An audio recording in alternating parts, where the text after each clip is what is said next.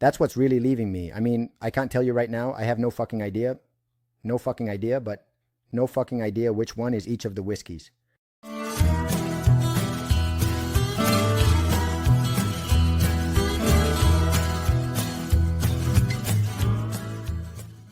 But how are you, dear friends of Talking About Whiskey, your favorite whiskey channel? My name is Eduardo, and here we are again in Madrid, the capital of the Kingdom, Spain, to record a new, this time really yes, new and interesting and exciting. I expect videos about, as I always say, what the hell are we going to make videos about here on a channel called Talking About Whiskey? Well, about whiskey.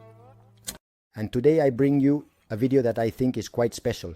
A video. I don't know if it was highly anticipated, but because you have asked me, on one hand, many of you have asked me to do more blind tastings, and on the other hand, you have asked me to do comparisons, right? Like, hey, which do you think is the best Johnnie Walker? Which do you think is the best Chivas? So today, we are going to go all out and do a blind tasting, an absolutely blind tasting of, well, practically all the Johnnie Walker whiskeys. Not all, obviously, but the vast majority of those you can normally find, or let's say the coal range, as the snobs call it now.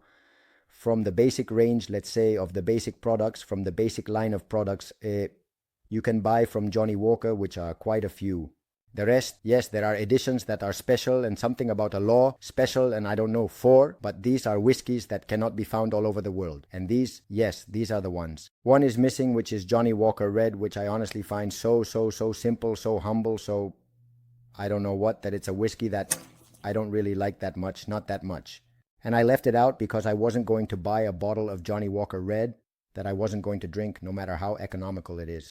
So the idea is to do a blind tasting. The glasses are already set up here, right? They have a collaborator who, prior to the tasting, has taken these bottles. Each of these bottles has a little number on the back, which I have written. In this case, the Johnnie Walker Blue is numbered 1. The Johnnie Walker 18 is numbered 2, and so on until number 6, which is the Johnnie Walker Black. So what we did is we placed the glasses, then I left, they were mixed, I have no idea what's in them, and under each glass is the number, which I obviously won't turn over, on a piece of paper, with the number written that corresponds to each of the bottles. So, at first I had thought about making a video like, hey, I'll tell you about the Johnnie Walker range and the ones I like the most, and I said, damn, a blind tasting of 6 is too crazy and all, but come on, what the hell? Screw it, we're going to do it. You have asked me many times, so let's start with this one, which is quite wild because Chivas are less. Johnnie Walker has a lot, and I could have added one here. I'm telling you the red, but it seems too much to me. And besides, it's a whiskey that I consider too simple, too humble to include here. Although, well, maybe it would have been interesting, but I think with 6, you are well served. What do we have? What do we have here? Of course, we are not going to go into much detail on each of these whiskeys. The 6 whiskeys are blended Scotch whiskeys. They are 40%. Except for Johnnie Walker 15, which, if I'm not mistaken, is 43%.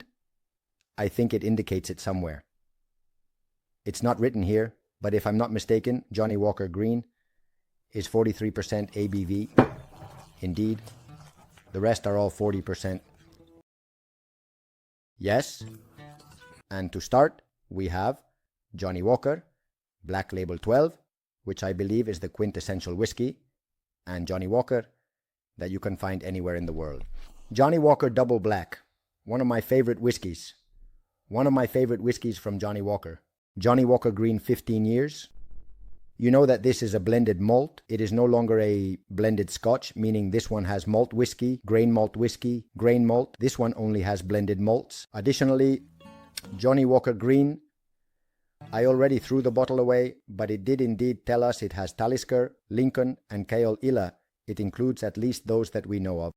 Then we have Johnnie Walker Gold Reserve, which is another whiskey that, if I'm not mistaken, also comes in a box, but I have the little box here. It also gave us some indications of the whiskeys it contained. Indeed, this includes Clynelish Blair, Ethel Cardew, Cameron Bridge, and of course some grain whiskies as well. It is another whiskey with 40% alcohol content. Blend Scotch. Whiskey that I barely remember. Johnnie Walker 18, which is another blended Scotch whiskey, also at 40%, also, if I'm not mistaken, indicates. I have the boxes here because I can't fit the whole story. It indicates some of the malts it contains, which include Cardu, Nelgen. Wow, wonderful whiskey that I love. Ochrois with a very strange name, Blair Athol from the Highlands. So it includes Speyside, it includes Highlands. And of course it supposedly has some smoke from Islay, of course, grain whiskey. And then, well, our distinguished blue label, which you already know is a 40% blended Scotch whiskey with very unknown malts, who says Cardu, Berrines, Clynelish. We don't really know what might be in there, but it's a very, very premium whiskey from Diageo, so, well, I think it could be very interesting. I just poured it, that is, for all those worried that it might have evaporated and such. It was just poured for me a moment ago, 5 minutes ago, so the level of evaporation is minimal. Obviously, I have put very little in each one because I'm not going to drink 6 large glasses here to taste this. Mainly because if I do it that way, after the third one, I don't know. You could give me gin if you want. And, well, I think it could be interesting, right? Very well-known whiskies, very well-tasted whiskies. Some I like a lot. The truth is that I like most of them. There isn't any whiskey here that I would say I don't like. They all have their peculiarities. This is a blended malt. It's maybe a little more premium, but nevertheless we have here Blue, which is super premium. Prices, well, the prices are very affordable, starting from around 20, 25, 30 something euros. Green label around 40. Johnnie Walker Gold Reserve is around 50. Johnnie Walker 18 is around 70, $80, and well, you already know that blue label is around 200.01. One thing that caught my attention when I placed them like this is that if you notice, the bottles get taller as the price increases. This is something that really caught my attention, except, well, maybe this one, but well, I can turn it around. I mean, they are practically the same, but look, right? It's curious. When you go up in price, they give you a bigger bottle, which creates a bit of that effect of mine is bigger. It's a strange thing, a curious thing. I hadn't noticed it before, but it's very striking. I'm not going to tell you much more about each of these whiskies. Most of them are relatively recent whiskies. Johnnie Walker Blue is a whiskey from the 90s, and the rest are also from around the 90s. So there isn't any whiskey here that we can say that is a blend that that Johnnie Walker used to make back when Johnny's grandfather was already mixing the malt and such. They would give Johnny the bottle. Barley or whiskey for breakfast. For the baby's bottle, he already adds it, right? These are quite recent whiskies.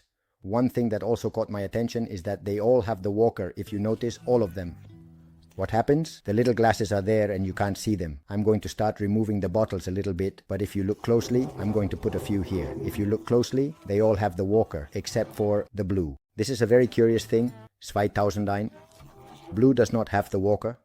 I mean the Walker, as in Johnnie Walker, right? Johnny the Walker, which is the translation into Spanish, sounds very ridiculous in Spanish. But in English, Johnnie Walker sounds very good. But in Spanish, it would be something like Juanito the Stroller or something like that. The Stroller or Walker would be something like this. And look, isn't it very curious? All of them have it except blue. So yes, Johnnie Walker, right? Yes, Johnnie Walker, Johnny the Walker, Johnny something like that. Well, what are we waiting for, gentlemen? Here we are. I can't see anything. I can't see the number underneath because it's written with a marker and has a little piece of paper. It's a leftover. There are some post-its that also have a drawing. I see the reflection of the Glencairn brand down there, but I can't see anything else. And damn, 6 whiskeys, guys. You make me work harder every day, damn it. But well, that's how it is. I have to say that I was surprised that I had already forgotten some of them, because at first, due to the color and such, I thought maybe this one is this one, but the colors are quite similar. But then if you look closely, there are quite a few differences. There are significant differences in color. This one is much clearer, but of course, like the bottles, for example, Johnnie Walker Blue is blue, the black one is a dark blue, and this one is transparent, so we don't know if this is the darkest one. If this one is, it's impossible to know. They all contain coloring, all these whiskies. I think practically all of them. I would be surprised if there was one without coloring. It doesn't say anything. And they are all chill filtered whiskies for the masses, mass consumption whiskies. And whiskies that, try to satisfy all audiences. Honestly, I don't know where to start. It doesn't really matter because water is important here. If I have to keep changing whiskies later to taste them in the mouth, we'll have to remove the pipette because I think if I have to do the tasting with water as well, I'll be exhausted. All right, let's start. Come on, let's start with this one on the right. Let's see what we find here on the nose with this first one. Well, very, very muted notes. I'm going to try, even though I can't see the number, I'm going to try not to look at it. I'm not going to do a visual tasting because I don't want to, for some reason, be able to see the number or perceive something from the number. But I can tell you that, well, the color of all of them, except for this one, which is the lightest, well, if you notice, they are all quite similar in color. We're not going to go into much detail about the color, but if you notice, this one is indeed a bit lighter than the others, which is barely noticeable. But well, the color is very similar in all of them. We're not going to go into too much detail about the color. Let's see what we find on the nose here. But well, a very smooth whiskey on the nose. Sweet notes. I barely perceive any alcohol notes of any kind. More vanilla, a bit of cinnamon. 2009. Very pleasant. Simple. And very sweet. This whiskey is very Christmas-like. There is a slight note of leather. This is obviously going to be a long tasting. Sit down and take your time because it's clear that this is going to take us a while to evaluate them all. But that's how it is. Calm and peace, damn it. Because lately, I'm fed up with everyone being in such a hurry. I want it now. I want it now. Just to mess around, relax a bit. Do things a bit more calmly. Take your time, of course. Take it easy. Well, as I was saying, it is a very sweet whiskey, very Christmas-like, with some slight notes of leather. But it is simple. It is elegant. This whiskey reminds me a bit of Cardu, a subdued Cardu, so to speak. It is evident that, yes, we know that there are base malts here. I mean, it is inevitable to know this, because with Johnnie Walker we know there will be Cardhu, there will be Clinalish, there will be some, I was saying Glen Elgin, there will be some whiskey from the lowlands. We can also find a whiskey from the lowlands. Damn, I forgot the name now.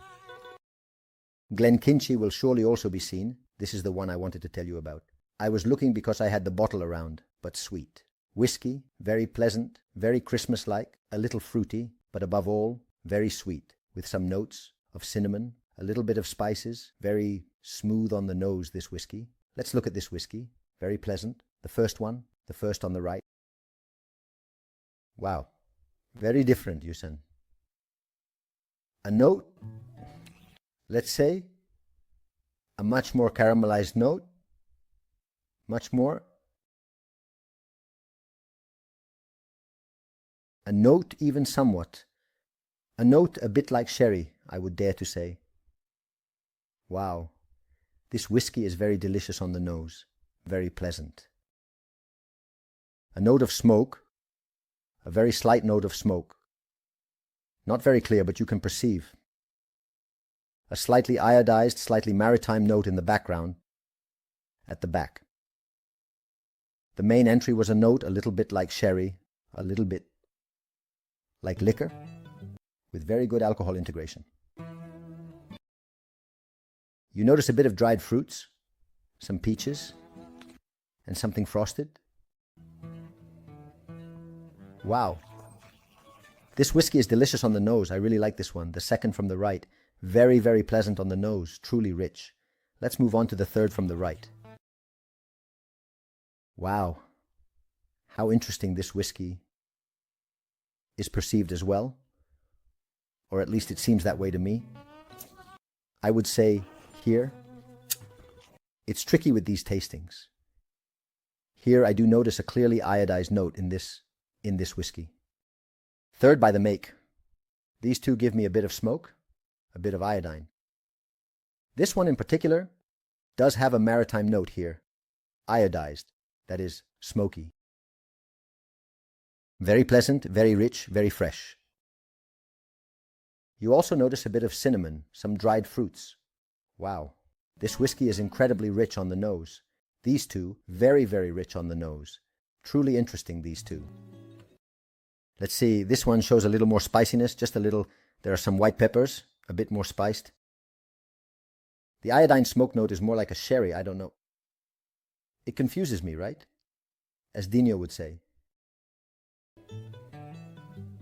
But in this one, there is clearly a smoky note, an iodine note in this whiskey. Nose. The three so far are very sweet. Wow, how delicious. How delicious. Look, it's very interesting because it's important to breathe a little and also let the receptors in your nose breathe a bit. Otherwise, you end up getting overwhelmed. But this whiskey now, very sweet, very floral, very fresh, but certainly without any smoke, without any iodine. Some notes of wood, especially a little bit of leather there.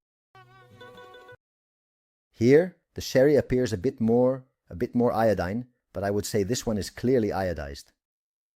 In my opinion, yes. Well, we've had three. Of these three so far, this one the most, let's say, I really like these two a lot. This one seems like a very, very well-rounded whiskey, very interesting on the nose. Let's go with the fourth video. Interesting video, curious. Wow. Tremendously fruity. Cherries, raspberries, woods, leather. Surprising. The first hit of red fruits, very interesting. Very clear. Very, very, very curious. A kind of vanilla, a kind of sweet cream, custard. Very sweet as well, perhaps comparable to the first one. Wow, this whiskey is also delicious. The first one is tremendously sweet, like marzipan. Some very interesting Christmas sweets. They are sweet. They are whiskeys with a very distinct personality, each one of them. Interesting. I'm having a hard time detecting the sherry notes. They are confusing me with the humor notes. It's curious. It's interesting. Let's go with this one. The fifth from the right. Similar to the first one. Interesting. More woody notes in the first one, more leather as I mentioned, but it is quite similar. Quite similar. First and fifth are quite similar. It's curious, it's interesting. I would say that the nose I have liked the most so far is this one, without a doubt, but also because of that little touch of smoke, it is very well integrated, very well done. Those two, the sweetest ones. Curious. Let's go with the last one for the good. First on the left, last on the right. Let's go. Wow, how delicious. Caramel note, burnt caramel, very clear. Vanillas, cinnamons. Probably the sweetest of the three. Perhaps the most Christmas-like. A bit drier. A little more astringent. A bit drier on the nose. The rest were not very dry. This one is a bit drier. Very interesting on the nose as well. How curious.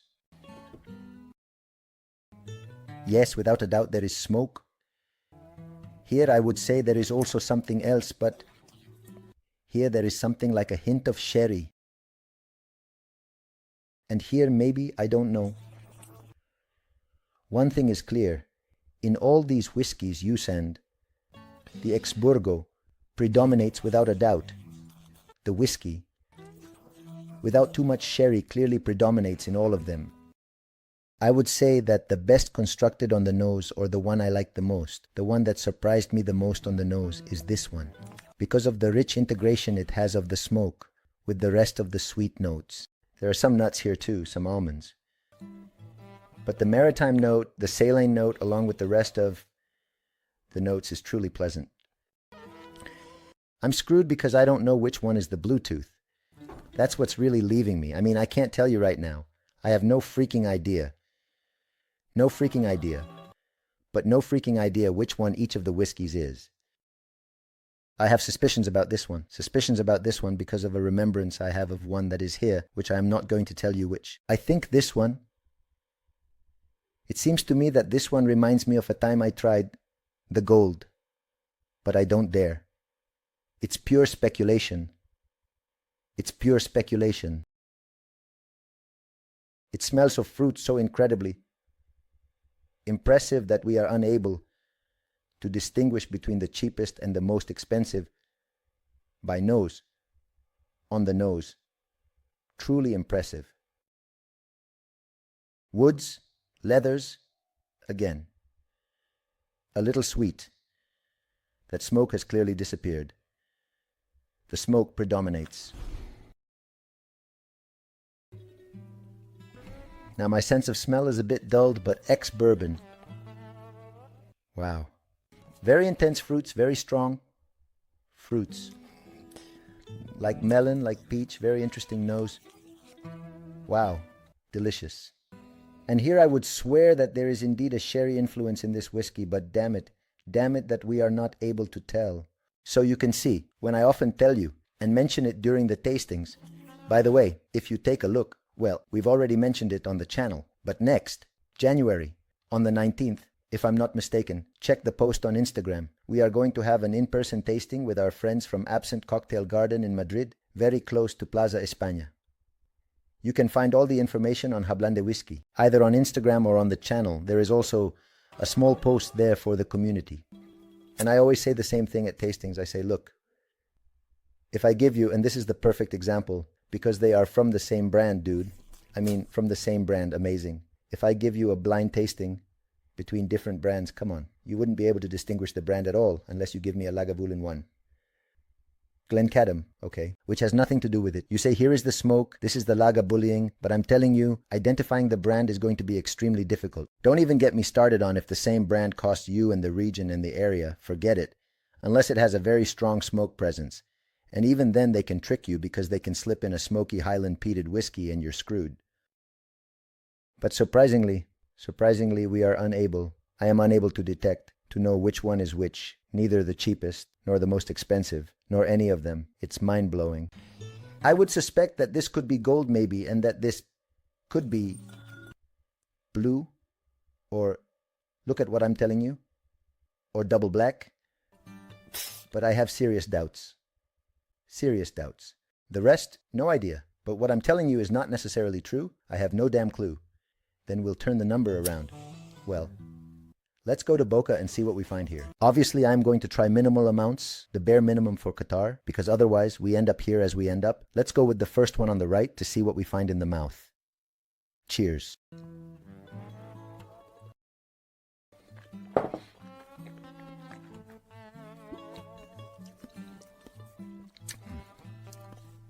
Well, surprisingly, there is a note. It's spicy, hot. A minimal aftertaste of smoke came to me in this whiskey. I mean, strange. Look at what the mind does. Then we will see if it has any smoke or not. But a whiskey that is a bit spicy, a bit seasoned, medium finish, a little long, not dry. It is sweet, but with a great load of spice, a great load of sweetness, and it gives me a slight aftertaste of smoke that has faded, probably more psychological than anything else. A whiskey, let's say somewhat simple, somewhat straightforward. This first one did not excite me on the palate. It is evident that after the first one, no matter how much water you drink, it will influence you. It is inevitable. There is no way to avoid that. The first whiskey you have taken will affect the others. You can have a bit of water. The only option would be to wait half an hour. But of course, we are not going to wait half an hour between whiskey. Bees, a bit of fresh water. But yes, some warm water to reset the flavors on the palate a bit. And then you go to the next one. Let's go to the second one. Cheers. Very rich smell now of fruit and leathers. Of woods. Wow. Very rich. Softly woody. Very good alcohol integration in both. Well, this one is a little worse than this one. It is a very pleasant whiskey, very sweet. Much less spicy than the first one. Notes. Brandy notes, liqueur notes. Sweet liquor. I do notice a bit of the grain in this whiskey, I think. I don't know. Maybe later it turns out to be the malt blend, and I end up looking like an idiot. But either it's the character of the distillery, or I do notice some spiciness, some bitterness more typical of blended Scotch with a higher grain content. Better on the palate this one than this one, but I didn't find this whiskey surprising either. Well, let's go with the third one. Cheers.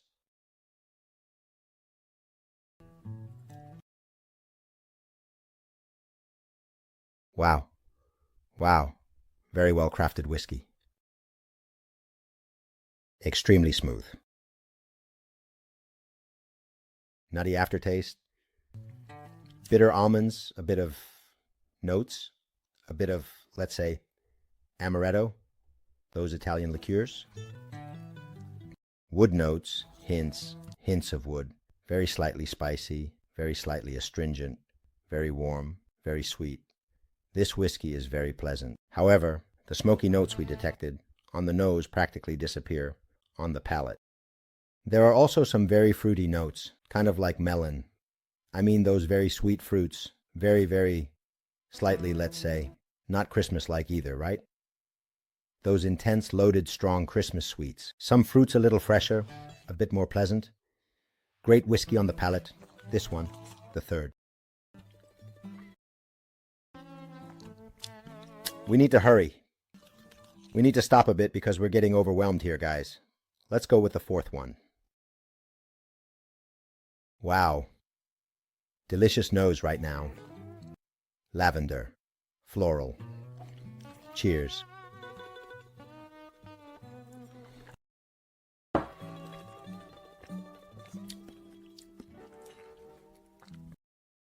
Very rich, very pleasant whiskey. Simple, kind. Light. Body. The truth is that they all have a more or less similar body, more or less standard, more or less. This is a slightly lighter whiskey, with a slightly quicker finish, longer, less intensity. Without a doubt, the most intense one is the first. So far, the one that has interested me the most on the palate is this one. I have my suspicions that this is either double black or blue. I have my suspicions. But well, let's see the finish. But without a doubt, this whiskey is not a bad whiskey at all. On the palate, it is tremendously fruity.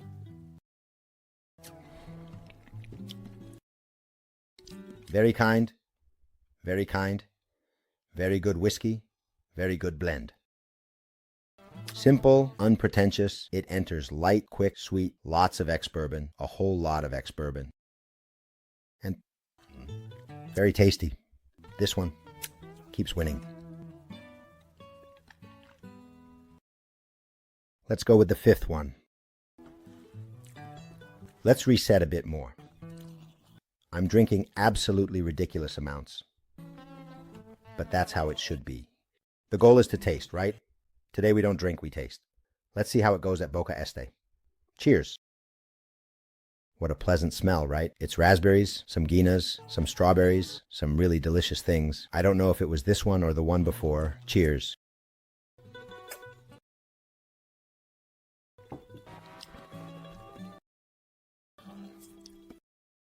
Wow, this whiskey is truly rich.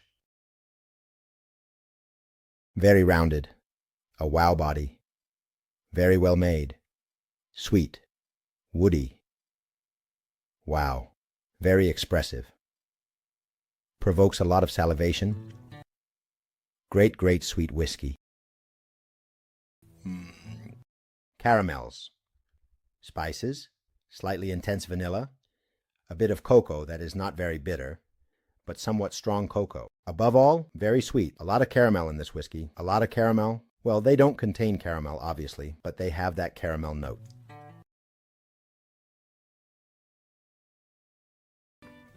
And ladies and gentlemen, let's go with the last one on the palate. Surprising. What a nose. Very pleasant is the nose of this whiskey. I think the nose of this one and this one. Wow, what an amazing nose. This whiskey has a delicious nose. Now let's do a final review of the nose of all, because it's very rich. Cheers.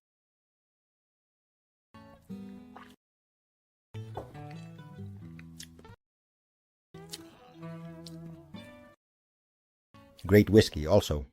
Very pleasant. Very smooth. Very restrained. Wood. If you notice, the woody notes are very predominant, as well as the sweet notes.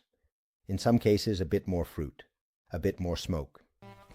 But truly, the woody note, the ex-bourbon note in some has thrown me off a bit. The sherry a little bit wasn't very clear. Are the predominant ones in the 5 whiskeys. The 6 whiskey.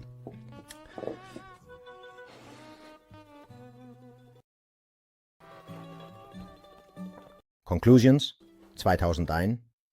Conclusions, let's do a quick final review nose. Leather. I'll tell you the first note that comes to me. Fruit. A bit of iodine. I don't know if it's a suggestion from the previous one, but a note here between wood and iodine.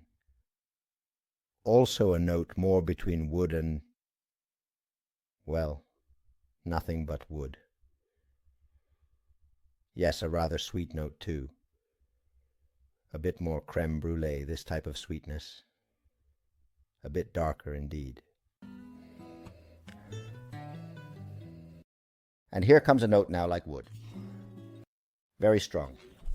Very strong. Well, what conclusions can we draw from this particular situation? I liked all of them. As we have said, all of them have predominant notes of wood, ex-bourbon notes, and in some, it seems that a sherry note is appreciated and such. Obviously, since it was a tasting of 6 whiskeys, we couldn't spend half an hour with each whiskey, analyzing this and that. Instead, we focused on the predominant notes, the main aspects, and what caught our attention the most, both in aroma and taste. In that sense, the 2 whiskeys that I liked the most, both in nose and palate, would be the third one here, starting from the right, and the 5th one starting from the right. I have to say that all of them are very pleasant whiskeys. They are very drinkable whiskeys. And all of them are truly rich whiskeys. I mean, there isn't any, none of them made me say I don't like it. Look, I don't enjoy it, or it's too much. Perhaps the one I liked the least, or the one I found simpler, poorer, or less expressive. In short, the one I liked the least, so to speak, would be this first one. But it's not that I disliked it. It's just that, well, I didn't find this whiskey particularly interesting. This one honestly didn't leave a very significant impression on me. But it's fine. Pleasant, rich. This one, as I said, and the 5th one are the ones I liked the most. These are rich whiskeys that caught my attention with their aroma, and overall, as I mentioned, they all stand out for being good whiskeys. None of them stand out as bad, meaning none of them are bad, but it catches my attention. And it's crazy that we are not able to detect a supposedly premium whiskey like Blue Label here, which indicates that the power of suggestion you have when you know which whiskey it is brutal, absolutely brutal. That is to say, this shows that the brand image, or just seeing the bottle, just seeing the color, the mere act of remembering, already conditions you for that whiskey. That's how it is. I mean, this is the proof. That's how it is. You are already conditioned to think that this whiskey is very rich, very good, or that you are going to like it more. Because if it weren't the case, if this were an absolutely overwhelming, crushing, and winning whiskey, it would win just the same as if it were the 10. I don't care. I'm talking about Blue Label. We're going to do the same with Chivas. We're going to do the same with Macallan. So, don't think this is because it's Johnnie Walker. Careful. Watch out for this topic. I am going to start doing blind tastings of many whiskey brands, and I think we are going to have more surprises as well. This is the first one, but it catches my attention. It catches my attention that we are not able to distinguish between, hey, this is the Johnnie Walker Black Label, the cheapest one, and this is the Blue Label, the most expensive one. It draws a lot of attention. This makes you understand that the conditioning of aesthetics, image, and brand is important when tasting a whiskey. It must be said, and congratulations to Johnnie Walker, because they are all delicious. The truth is that none of them stand out negatively, as I mentioned. And now for the moment of truth, which are the 2 I like the most. This one and this one Let's put them here for a bit. And the others and the one I like the least, well, this one here. And these three ended up kind of in the middle, right? All right, guys. Remember, this is number 1. This is number 2. So this is number 3. Well, I'm wrong. It doesn't matter. We don't care at all. So which one is number 3? This is number 3. From number 3. This is the 4. This is the 5. You can see. 5. And this is the 6. 4, 5, 6. 1, 2, 3, 4, 5, 6. And now, the moment of truth, gentlemen. Which one is this? Let's see the one that impressed us the least. Well, this is number 2. This one. Wow. Wow, man. Impressive. Impressive. Impressive. Impressive. Johnnie Walker 18, a whiskey that cost $80 and that I have always loved. Careful. I'm not saying I didn't like it today. Be careful. Don't misinterpret this. But it's surprising that number 2 is, let's put it here better, right? There you see it. Well, I'm going to put it here. Number 2 is the one that, let's say, convinced me the least. Damn, man. Well, let's put it here because if not, well, yes, since it's in order, it can be seen. It doesn't matter. Perfect. 1,2. Okay, let's see which one. Let's say the one that has caught my attention the most, which has been this one. Let's see. Which one is this? Which one is this? Because I have a special interest. Number 5. Which one is 5? 1, 2, 3, 4. Black lead. Double black, guys. Double black. I told you, it's double black. Double black. It's simply an amazing whiskey. Amazing. I mean, it's a damn whiskey. A double black whiskey. I knew it. I had my suspicions. I am extremely intrigued by Blue Label, evidently, but extremely intrigued. But I had my suspicions. I had my suspicions, of course. Well, wait, I'm going to do something so you can put the number here in front.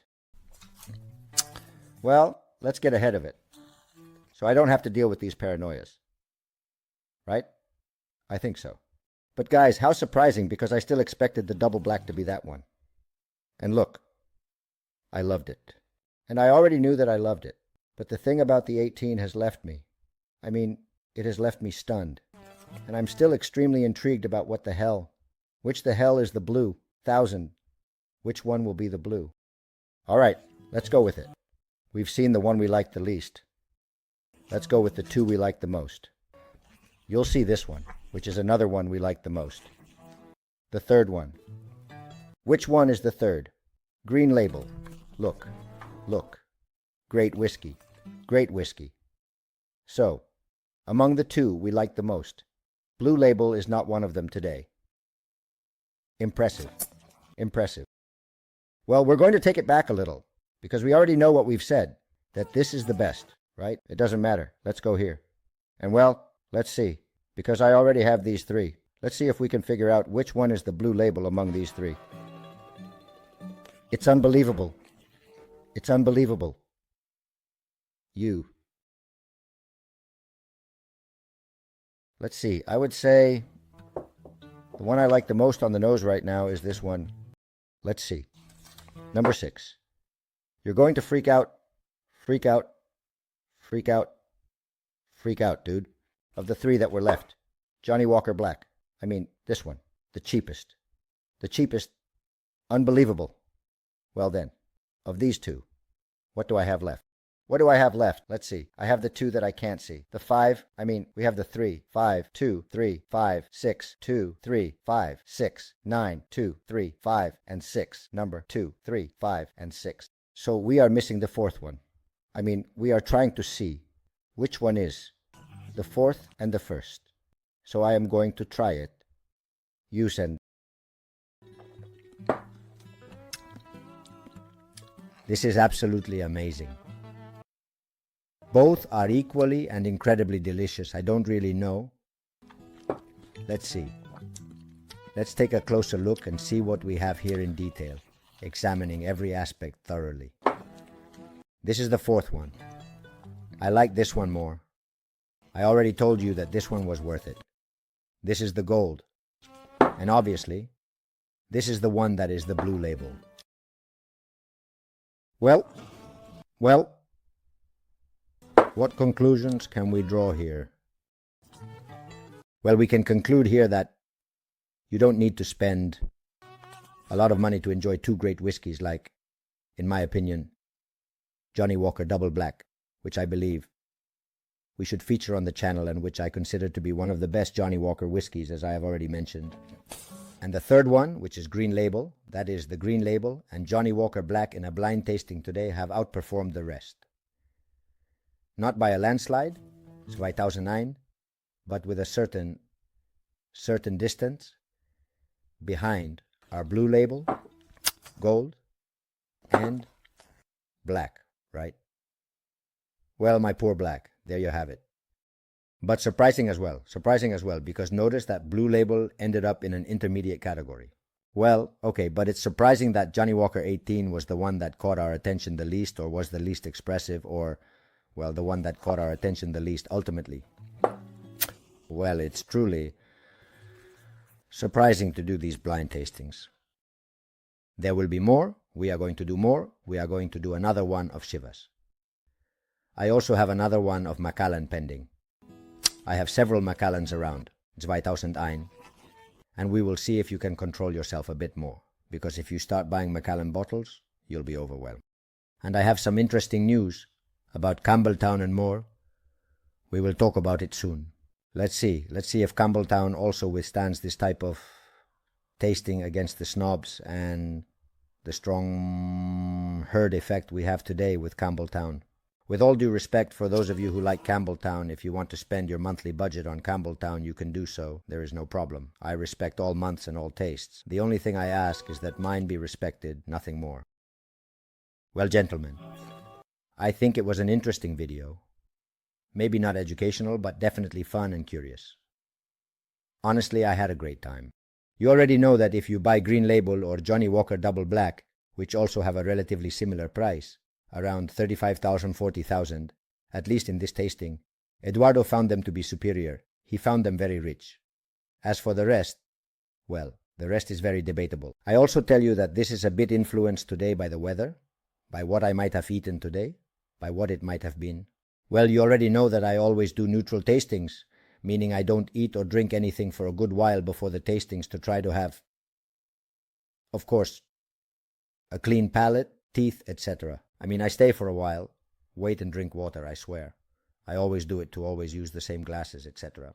To always have, let's say, the same sensory state, I try to approach the whiskeys in the same way each time. Because if I smoke a cigar, and eat a steak before this, of course, the flavors are going to be completely different. So, it's always good. Or if I have a cognac, right? Before this, everything changes absolutely when you start pairing and mixing. Things change. I always try to do it as objectively as possible within my subjectivity as a human and as a person. So that's it for today's video. I hope you liked it, had fun, and learned something. Please always remember to drink in moderation, as it is very important. After all, alcohol is a neurotoxin that alters your consciousness, and you could have accidents, endanger your life or others, especially if you drive. All of this is very important. Like, comment, subscribe. See you in the next video talking about whiskey. A hug and take good care of yourself. Be very happy. See you soon. Bye. Take care. 2001.